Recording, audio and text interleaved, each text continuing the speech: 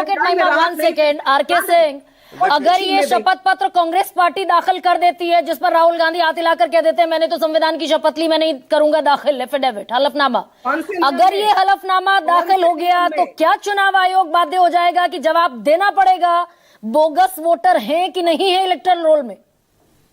Thank you गरिमा जी। देखिए, एक legal maxim है, महिमा सिंह जी जानती होंगे because he is a practicing lawyer, एक्टोरे इनकम्बिट ऑनस प्रोबेंटी। वो कहता है कि one who alleges must prove it.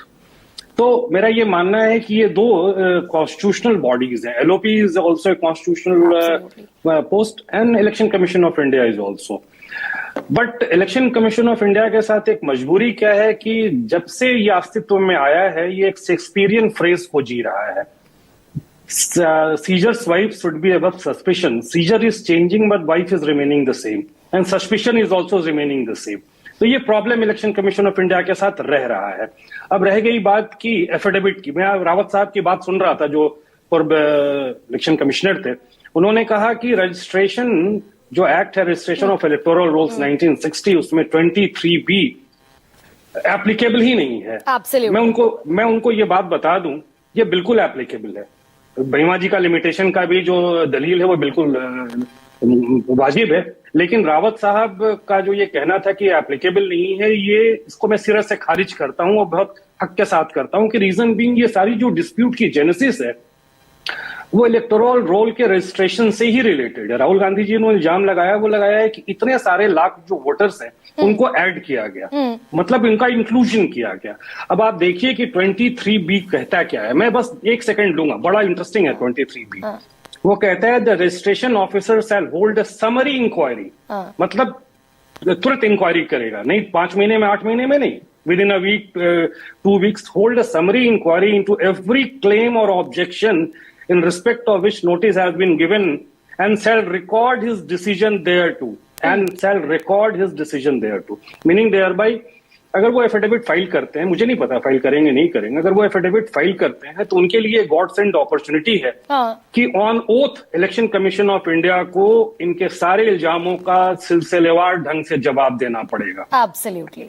वो साक्षात जो एविडेंसेस जो ये अभी छिपा रहे हैं वो कल को पब्लिक डोमेन में आ जाएगा। अगर राहुल जी उससे संतुष्ट नहीं होंगे तो उसकी स्क्रूटनी के लिए फर्दर वो हाईकोर्ट जा सकते हैं। अब इसकी एक दूसरी पहलू क्या है other than politics, election commission of India को अगर ऐसा लगता है कि उनके कैरेक्टर को असैसिनेट कर रहे हैं एलओपी, तो इलेक्शन कमीशन ऑफ इंडिया को चले जाना चाहिए था कोर्ट में और जाके उनके अगेंस्ट में गैग ऑर्डर भी ले लेना चाहिए था कि आप भाई इनको बना कर दीजिए। आरके सिंह, क्या पॉलिटिकल पार्टीज की तरह, और मैं ये सम्मान के साथ इलेक्शन कमीशन ऑफ इंडिया के लिए पूरे सम्मान के साथ ये प्रश्न पूछ रही हूं क्योंकि election commission of India he democracy की बुनियाद है, बिल्कुल हम डिसरिस्पेक्ट नहीं कर सकते इलेक्शन कमीशन ऑफ इंडिया को, लेकिन इलेक्शन कमीशन ऑफ इंडिया बहुत सारी चीजें छिपाने की प्रक्रिया में भी है क्या?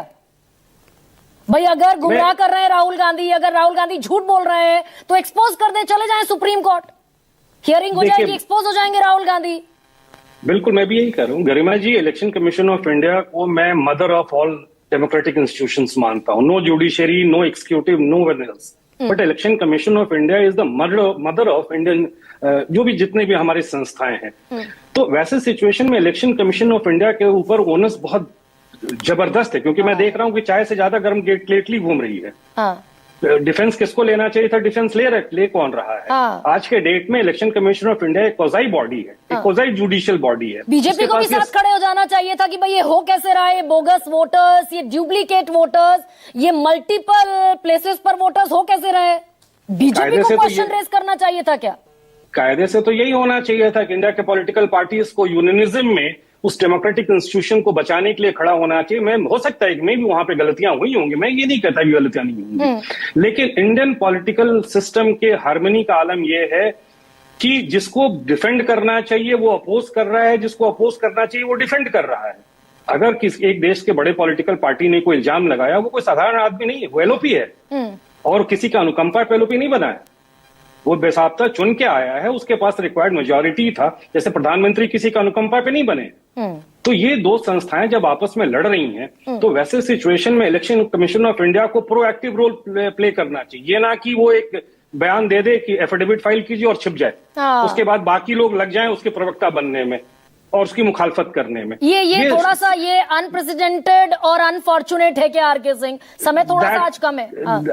That is giving more reasons to doubt rather than to be convinced. I am telling you very frankly, because I have appeared for Election Commission of India and I have appeared before Election Commission of India also. तो मुझे पता है Election Commission of India के mandate कितने striping है। अगर उस mandate का वो इस्तेमाल नहीं कर रहा है तो they are betraying the institution itself. They are betraying the institution.